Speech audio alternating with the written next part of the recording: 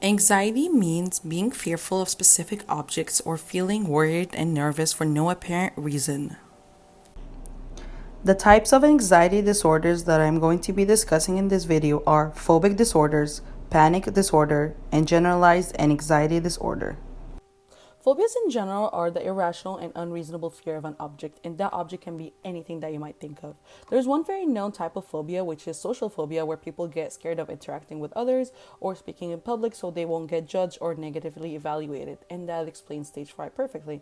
There's also a phobia of specific stuff, which is like claustrophobic, scared of small places, misophobic, which are people scared of germs, and then there's someone like me who is tourophobic, which means they're scared of cheese.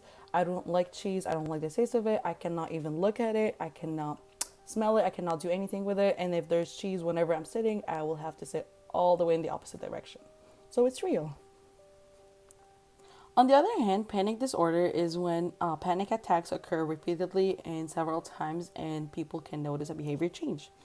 In that case, panic attacks are just sudden, extreme attacks where they cause chest pain, rapid breathing, heart racing, sweating, muscular pain, and nausea, and many other things.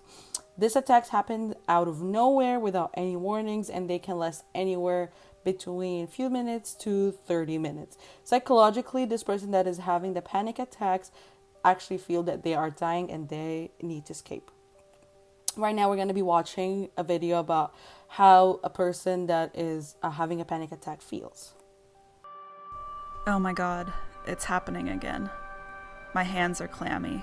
I'm not fine. I can't think straight. I must be missing something. I must have forgotten control something, of your body. something important. Concentrate on Oh your my breath. god, I'm freaking out. Slow down. I'm freaking out. Why am I freaking Calm out? down. Why is this I need you happening to slow again? down. Oh my god, I can't breathe. I can't Do you breathe. hear me? I'm dizzy. You're hyperventilating. Everything's spinning. Slow down. My head hurts. Slow down. And Why does my please head just hurt? breathe. I must be dying.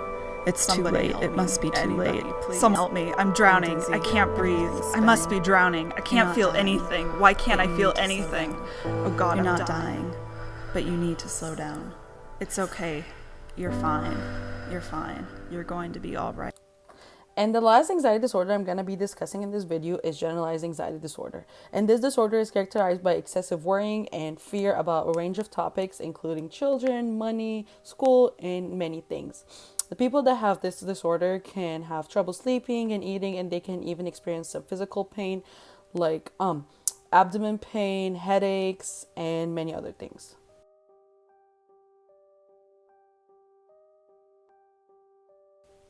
The two main causes of anxiety disorders that I'm going to be discussing in this video are the cognitive and behavioral factor and then the biological factor. First thing in the behavior and cognitive factor are magnifications, which when people make situations seem to be more dangerous and dramatic than they actually are. Second one is all or nothing, which makes people think that if they did not perfect something, then they are absolute failures. Third one is overgeneralization, which when people jump into conclusions without any supporting data.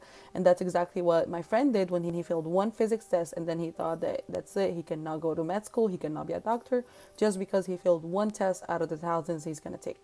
And the last and fourth point in behavior and cognitive factor is minimizations, which when people don't reward themselves for their success or minimize their significant achievement that they have done. The second cause of anxiety disorder is the biological factor.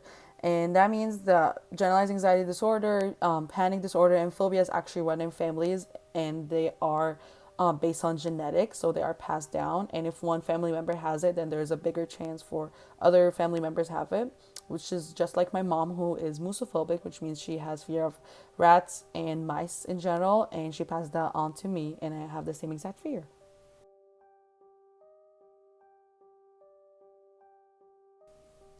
The two types of mood disorders that I'm going to be discussing in this video are major depressive disorder and bipolar disorder. The first mood disorder that I'm going to be discussing is the major depressive disorder. And that happens when a deeply depressed mood comes on fairly suddenly and it seems to be severe for the circumstances, or it happens without any cause for this sadness. People suffering from this type of disorder, they often feel depressed and sad. They take little or no pleasures at all in any of the activities they're doing. They usually feel tired. They either sleep too much or have trouble sleeping, and they experience weight and appetite change. And lastly, they always feel excessive guilt or worthlessness. Also, some people with this disorder, they can suffer from delusional thinking and experience some hallucinations. And most of these symptoms occur on a daily basis, and sadly, they last for the better part of the day. The second mood disorder is bipolar disorder, which occurs when a person experiences periods of mood that can range from severe depression to manic episodes, which are periods of excessive excitement and energy.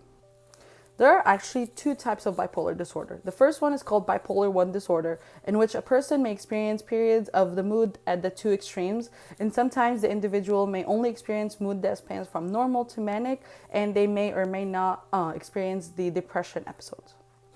On the other hand, bipolar 2 disorder is when spans of normal mood are infused with episodes of severe depression and episodes of hypomania, which is a level of mood that is still elevated, but it's a level below the full mania, so it's less severe, and the people experiencing that are less energetic. Let's take a look at this video that explains what does bipolar disorder manic episode feel like.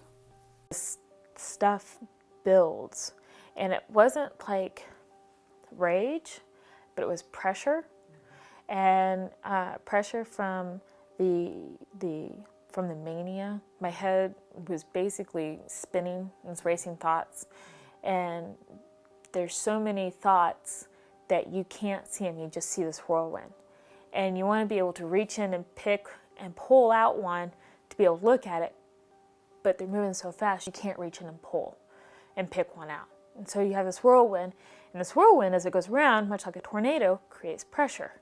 My ears felt full, feel like this pressure is leaking out of my ears, and it's starting to go down to my neck, and I thought, oh my gosh.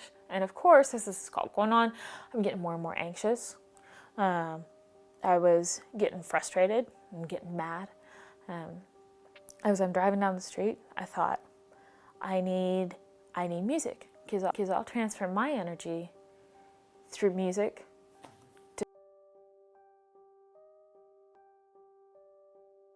The two main causes I'm going to be focusing on in this video are the social cognitive factor and the biological factor.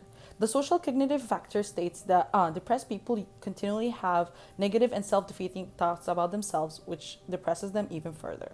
But the biological factor, though, states that variation in neurotransmitter systems such as dopamine or serotonin or a specific brain activity can cause the mood disorders. Also, genetics play a huge role in this because a mood disorder can share a gene and these can be inherited.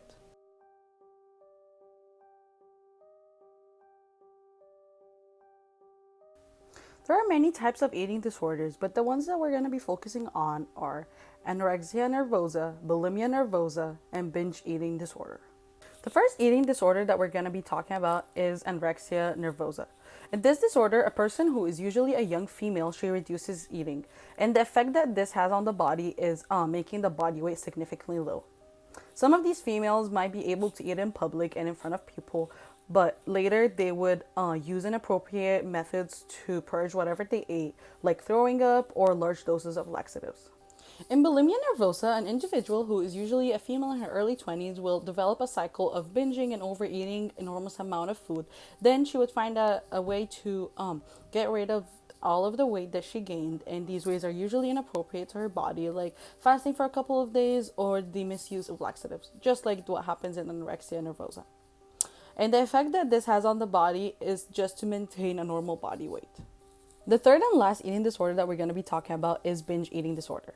In this disorder, an individual will binge eat similar to bulimia, but individuals will not purge whatever they ate, so they will keep the weight.